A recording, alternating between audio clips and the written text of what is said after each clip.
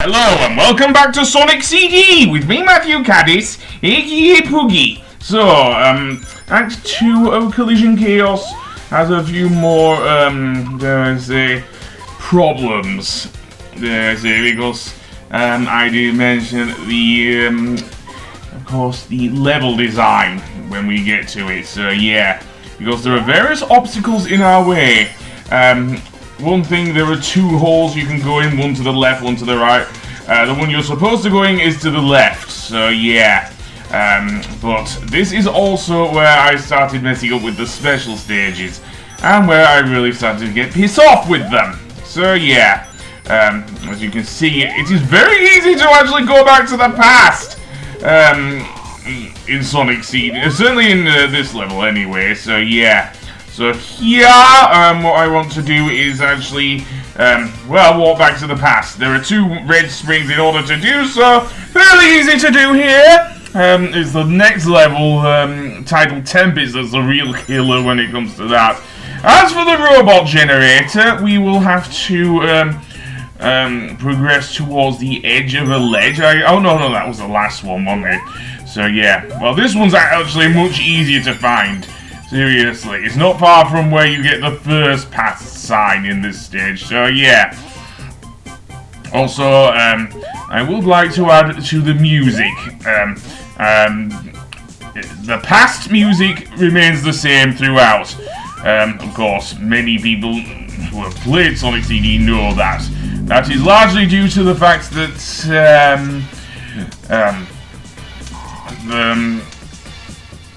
the fact that the Mega CD, or the past songs, were actually embedded on the, the Mega CD sound chip as opposed to CD audio. So that's why. So yeah, that's why it is the same in both versions. And why it plays a completely different track to, say,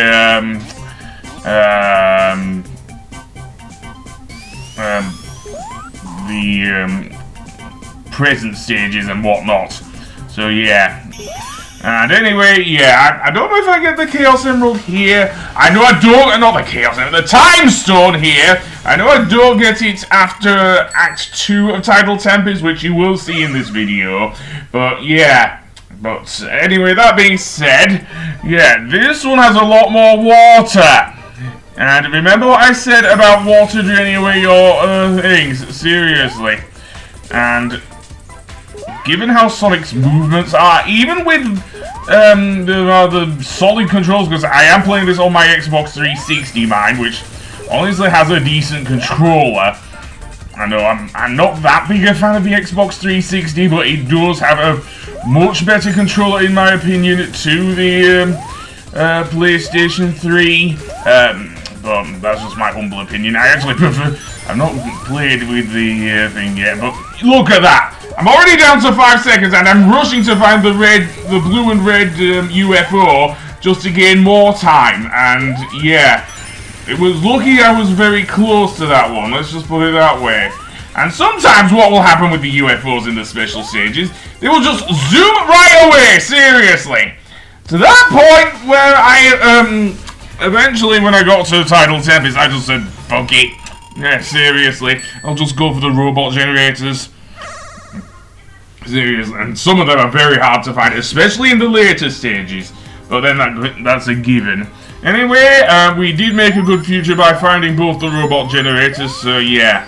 And you can see right below us is where Eggman is. And there's a reason for that. Because when we face this next boss, also he moves around as well. But the next boss we will see here in Collision Chaos is one annoying pinball boss. Yes, you thought Sonic Spinball? Oh, the Sonic Spinball is actually worse for bosses, to be fair.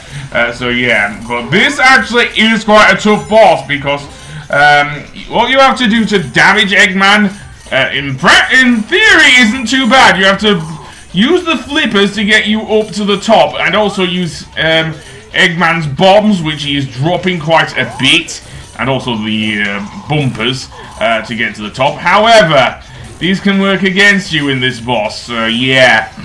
That is the main reason I do not like this boss at all. Seriously. And, yeah, seriously. But yeah, once you get to Eggman, all you have to do is just jump on him. Seriously.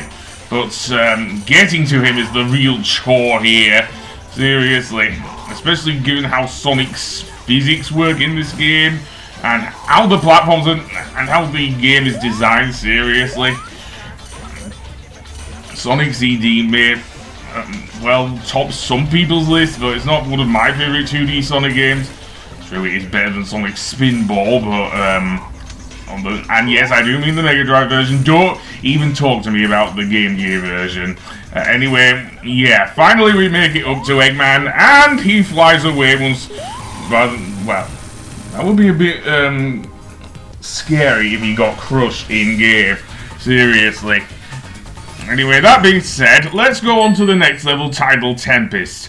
And for anyone who has played Labyrinth Zone, this is it on steroids. Seriously. Although the music's nice. In both versions, actually. So, yeah.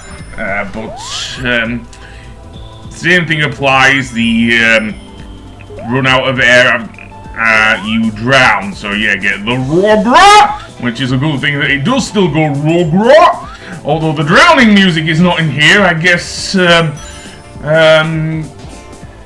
they didn't want to interrupt the music, the CD quality music, or they didn't think of a way to do the that music. I'm not going to do the whole thing. No, I'm not as good as Clement when it comes to that sort of thing. But, yeah. But anyway, I don't want to go into the future. Although, there's one thing I could have done there, if I hadn't got the past sign, is actually activate the future symbol and then go that way. Anyway, you just saw there me doing the super peel out. That is done by pressing up on the D-pad and any of the buttons, really. I actually press the A button because it's most comfortable. Yeah, the game controls like any other Mega Drive game if you're playing it on the Mega CD. Which, honestly, is a good thing, because the Mega CD had a bunch of things. But, yeah, this is what I mean about it being on steroids. Seriously. Although the past music is also nice as well. Seriously. In fact, it isn't as loud in the HD version due to them cleaning up the audio a bit. So, yeah. But there you go. And am I glad I have the spin dash? The modern spin, well, the classic spin dash. I don't know what to call it. Certainly not the one that rolls up and takes forever to do, so yeah. I don't think the super peel out would work up that ramp because it does leave Sonic vulnerable compared to the spin dash, so yeah. But there you go. And those badniks there, they're very annoying. They will launch their bullets at you, I guess? Yeah. Anyway, you can see there is where the robot generator is, directly under this large pipe. So jump out of the water and just destroy it. Nothing too hard, as long as you're not drowning by that point. Which you could be, I guess, but there you go. And then we can go around here and just get to the end of the level. Yeah. And this is the one where I think I fucked up. Oh, no, I think I did get the third time stone here. But, yeah. Not great, but there you go. So, indeed, into the next special stage. And, yeah. I think this runs like any of the things. I think you can go as far as... Certainly, I don't know about Metallic Madness, because you could not do that with that in Sonic 1. I think the furthest you could go in Sonic 1 on the Mega Drive was, I think, Scrap Brain. No, not Scrap Brain. Starlight Zone, before you ran out of chances to get all 6 Chaos Emeralds. Or all 7 if you're playing the Retro Engine version, the Christian Whitehead version of Sonic 1. So, yeah. But I think that's the case with this game as well, because Metallic Madness is the last level in game, and oh boy, did I lose my temper here.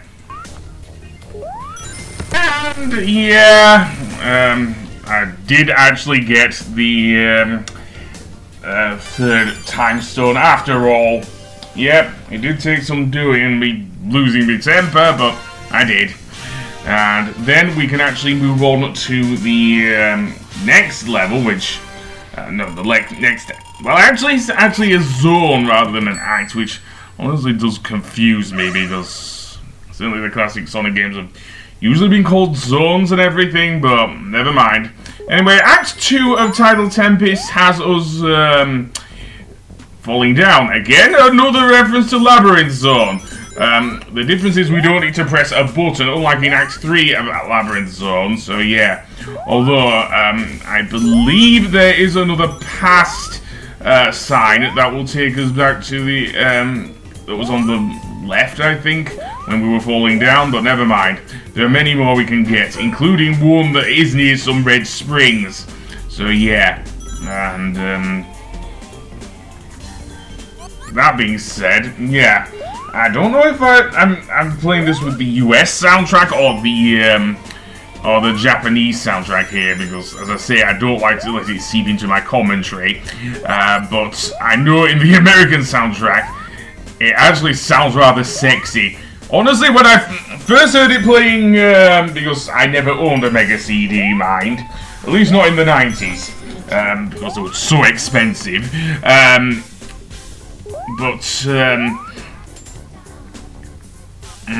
I do remember playing the Sonic CD on Sonic Gems Collection, which only had the American soundtrack, and found that the American present version of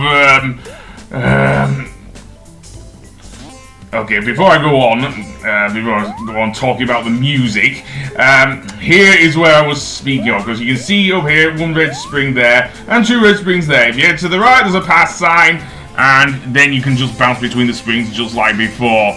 Anyway, the present music in the US version, it reminds me so much of Rouge's music, because, as I say, I have not played Sonic CD until about 2005. Seriously. Around the same time that this game came out on both the PS2 and GameCube over here. So yeah, but yeah, the music reminds me way too much of Rouge's stages. You have female singers as they're going la la loo, la la la loo. I'm doing badly, I think, but there you go. So yeah, it reminds me way too much of Rouge for some reason. Seriously, because that had some, like, jazzy singing as well. Anyway, as for the robot generator, what we need to do is avoid the giant megas? I don't know, giant, dragonfly badniks, I guess. So yeah, easy to jump on at least. And there you go! I just slow rolled into the damn thing! Seriously. But, there we go. And over here is where the thingy is. And this is where I gave up on the special stages. Anyway, on the next episode, we'll face the boss of Tidal Tempest. So I will see you then. Goodbye!